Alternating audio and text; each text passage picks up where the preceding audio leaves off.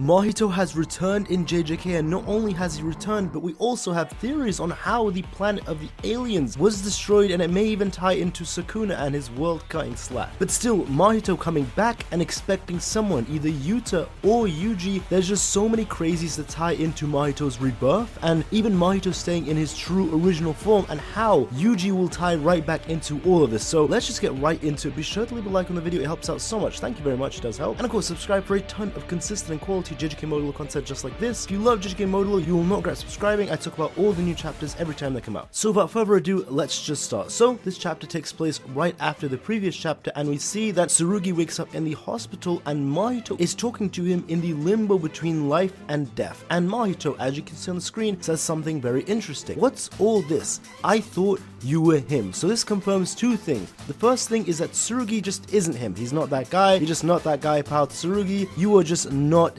him. Okay, jokes aside, the actual second thing is that Yuji is the person that Mahito might be expecting, or it could be either Yuta as well. And the biggest questions are, how do you know that this is Mahito? Well, just look very clearly at this picture, look at the scars on his neck and at his eyes. It's more clear if you're looking at the picture that I'm showing on the screen. This is much more obvious than those who just saw the leaks and such. This is far more clearer. You can tell as a fact, this is Mahito. So first question answered, yes, this is Mahito. Second question, why is Mahito waiting in life and death, and even how is he waiting in life and death? Wasn't Mahito supposed to be reborn? Well, we saw at the end of the original Jujutsu Kaisen series, due to Mahito's curse technique, he can actually choose to stay in between life and death. Remember, Mahito died quite a long time ago when he was taken over by Kenjaku, and he actually used Mahito as an Uzumaki. So if you use someone in that way, that means that the cursed spirit is just gone forever. So Mahito just then and there died. But because he is specifically a cursed spirit who has the technique of souls and can manipulate the souls and even his own soul, he actually chose to not pass away and chose to stay right there on the path towards the next life of rebirth. So Mahito just chose to stay around in the afterlife. But it seems like Mahito is waiting for someone. Who is he waiting for? That he would wait 68 years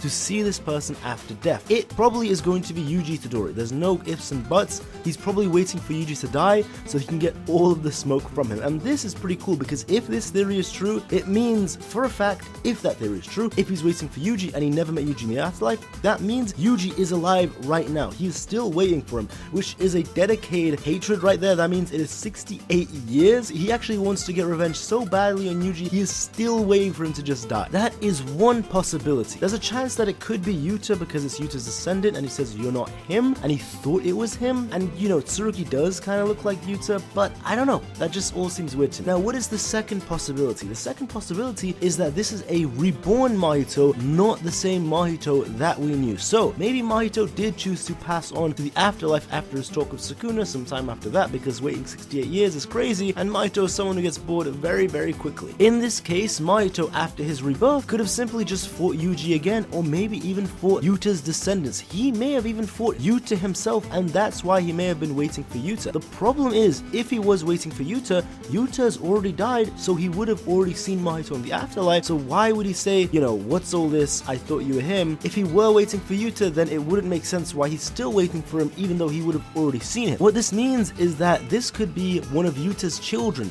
not the grandchildren. Tsurugi and Yuka are the grandchildren of Yuta and Maki, but not the actual children. Now, we don't know how strong Yuta's children are, probably not that strong, considering that they aren't mentioned at all, even hyped up as a strong level, you know, on the level of Yuji or Gojo. But still, one of these children of Yuta and Maki could have been the one to battle this reincarnated Mahito, and maybe they're still around, and this is what the reincarnated Mahito is waiting for. And after the second death, he's waiting specifically for maybe Tsurugi's father or mother. Maybe that's what's going on, and that would make sense why he would think, I thought you were him, when he looks at Tsurugi, because maybe Tsurugi looks like his father, which would make sense. We've never actually seen the children of Yuta and Maki, beside one woman who potentially could have been their children in the beginning of the series. We don't know if that was just a member of the Gojo clan, a high up, or maybe it was just actually one of their children, or the mother of Tsurugi and Yuka. But yeah, Mahito being here is just crazy, I'm not gonna lie, and it is nothing but pure hype. Like, seriously, this is just insane that Mahito is coming back. JJK Modulo is no not disappointing at all so far, especially with the last chapter. But hey, let's get into the second part about this chapter, and that is Cross. So I really like Cross as a character. I think he's not as evil as he seems to be. He seems to have a lot more trauma, and he deals with his trauma